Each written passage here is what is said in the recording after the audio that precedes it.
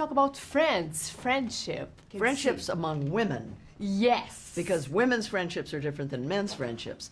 And it's very important, women's friendships. And I think it's one of the things that this movie is about, which I love. Because I don't know what I'd do without my women friends. And all of us, me, Candy, Mary, and Diane, became friends during the course of the movie, and we have promised to stay friends. It's so nice. And why women friends are different than men? Oh, let me see. That's it's a long answer, but I think the culture from always tells men you can't be vulnerable, you can't cry, you can't ask for help. And that's hard for friendships. If you feel like you have to be brave and stoic, you'll talk about sex, cars, and sports. But women, oh, I'm so sad. My girlfriend, help me feel better. Tell me what to do. We're not afraid of asking for help. We're not afraid to cry in front of each other. We laugh from deep. Especially in Brazil. It's just more, we go deep. Mm-hmm. We go deep in every way. Laughter, tears, help me, I'll help you, that kind of thing. And I think it's one of the reasons that we live longer. On average, women live about 5 years longer than men, and I think it's because of the nature of women's friendships. And do you think that during your life, the meaning of friendship had changed? Absolutely. When I was growing up, I had bought into this Western notion of growing up and becoming mature means that you don't need anybody, you're completely independent. I identified with men. I had no women friends to speak of. And it took me well into my 30s to begin to understand that we are interdependent.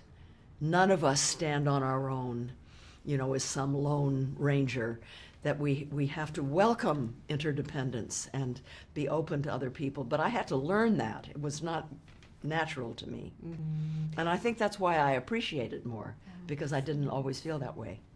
Nice. And how to keep a friend for decades? Well, you have to stay in touch. You have to be there when, all of us have times in life when things are really hard. We've lost a loved one. There's illness, there's death, there's bankruptcy, there's financial problems. We have problems. And to maintain a friendship, you have to be there for your friends, And, again, I was someone who I never asked for help. Even now, it's hard for me to ask for help. Mm-hmm.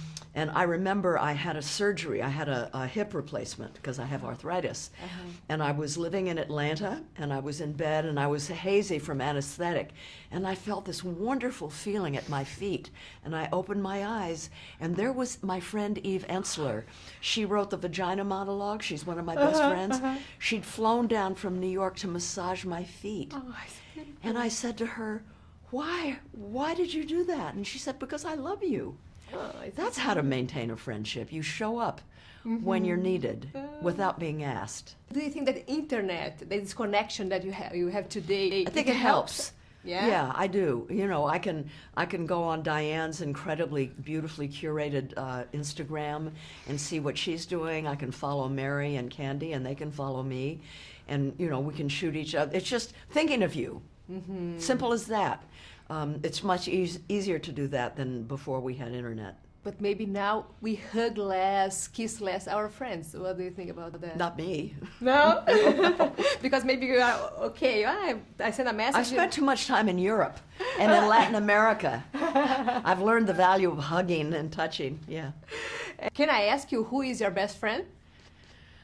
I don't have one, but I have 5 or 6 very, very close friends that I love very much, yes. Uh-huh. And the quantity is more important than quality? No, the quality is the most important. I mean, if you have one really good friend, it's great. That's wonderful. I have a few. Most of my earlier friends are dead. I'm 80, so, they drop. Most of my friends are way younger than I am. And they're all creative, although they're not all in this business. but I'm very grateful for them. And do you remember the best advice that you had from a friend? Oh gosh. No, I can't think of I know that I've had lots of great advice. I can't think of a specific thing right now, but I remember I did a Broadway play. It was the first play that I had done in 50 years.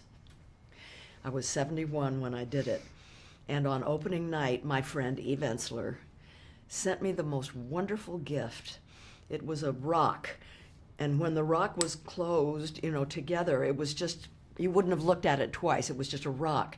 But it had split open. And inside was crystal and beautiful, shiny things inside.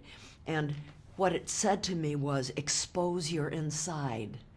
Do you know? Mm-hmm. Show your insides in this play when you go on stage. And I just thought, that's a profound friend, to think of a gift like that. Mm-hmm. It's amazing. Yeah. Thank you very much. Thank you. Amazing.